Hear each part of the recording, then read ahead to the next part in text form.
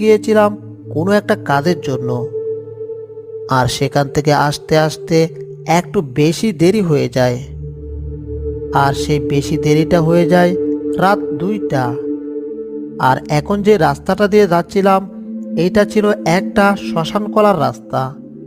যে রাস্তা পার হয়েই আমার বাড়িতে যেতে হয়, কিন্তু আমার জীবনে কোনোদিন আমি এই রাস্তা দিয়ে রাতে যাই নাই। দিনে অবশ্য আমি অনেকবার এসেছি, তবে আমি অনেকের কাছে শুনেছি এই শ্মশান কলাটা নাকি অনেকটা ভয়ঙ্কর। এটা দিয়ে নাকি রাত্রে কেউ পার হতে পারে না। তবে আমি এসব বিশ্বাস করতাম না, আর বিশ্বাস না করার কারণেই আজকে আমি নির্ভয়ে এই শ্মশান কলার ভিতরে ঢুকে পার হওয়ার জন্য রওনা হলাম। আর আমি যখন হাঁটতে হাঁটতে ঠিক শ্মশান কলার এক মাথায় ঢুকলাম, তখন মনে হচ্ছে